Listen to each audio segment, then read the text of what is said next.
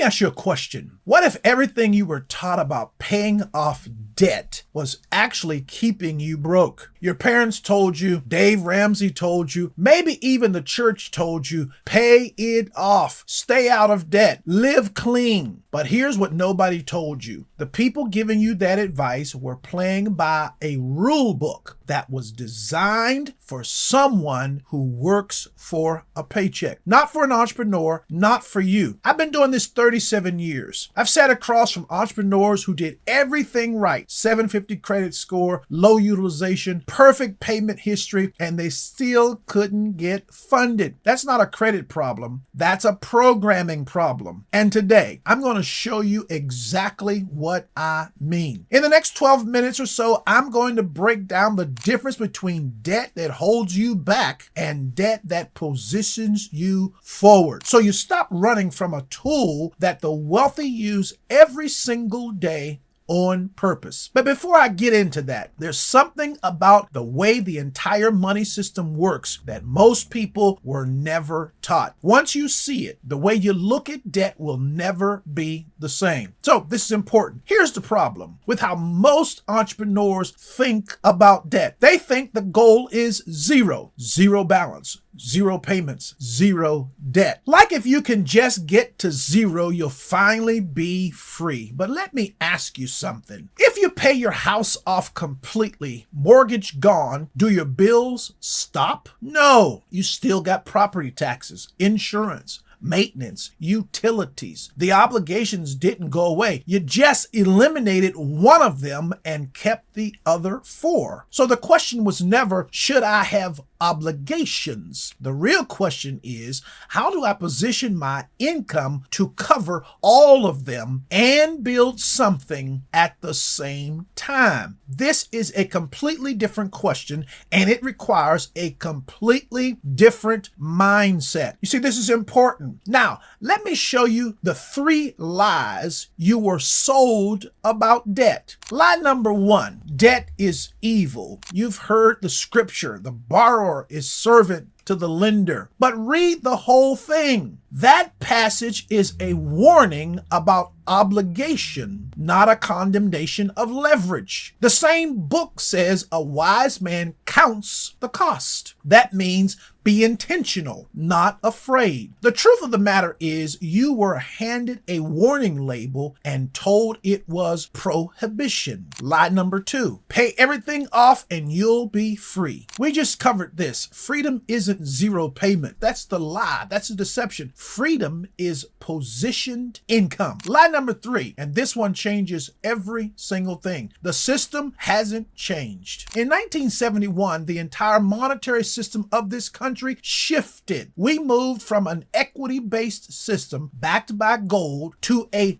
debt-based system. That means money itself is now created through debt issuance. I gotta say that again. Money is now created through debt. The dollar in your pocket only exists because someone borrowed it into existence. This is the system you are operating in right now. So if you're trying to build wealth inside a debt-based economy while refusing to understand how debt works, you are fighting the system with the wrong weapon. Now, let me give you the framework. Bad debt, lifestyle debt. It's when you use credit to buy things you can't afford. The only question driving that debt is, can I make the payment? This is a dangerous question because the answer is always yes until it isn't. Good debt, positioned debt, is when you use borrowed capital to acquire something that returns more than the debt cost you. If you borrow at 5% and your asset earns 8 or 9%, you are making money with the bank's money. The question driving positioned debt isn't, can I make the payment? The question is it cheaper to use my money or the bank's money? That is a wealth question. This is important. Now, if you own a business, I need you to listen close to this next part because this is where positioned debt becomes a weapon. Here's a real world scenario. You got $10,000 business expense coming up. You have 2 options. Option 1, 1, you pay cash, money gone, expense covered, done. Option 2, you put it on a business card with a 0% introductory APR for 15 months. You deploy that $10,000 into an asset that earns 8 to 12%. You let it compound for 12 months. Then you pay the card off before the interest ever kicks in. Same expense, same person, same business, but in option 2, your cash worked for you while the bank's credit covered the expense. That's not reckless, that's positioning. 3 moves for business owners. Move 1, depreciate first. Find assets that generate tax depreciation while they compound. You earn and your earnings return and reduce your tax liability at the same time. Move 2, OPM, other people's money. If your business earns 15 to 20% on deployed capital and you can borrow at 6 to 8%, every dollar you borrow and put to work is creating 7 to 12 point spread. That is the bank financing your growth with their money. Move 3, a business line of credit is not debt you carry, it's liquidity you position. Draw when opportunity shows up. Pay down when cash flows in. If your business credit is not yet separated from your personal credit, the link in the description is how we fix that together in my CDL Wealth Blueprint.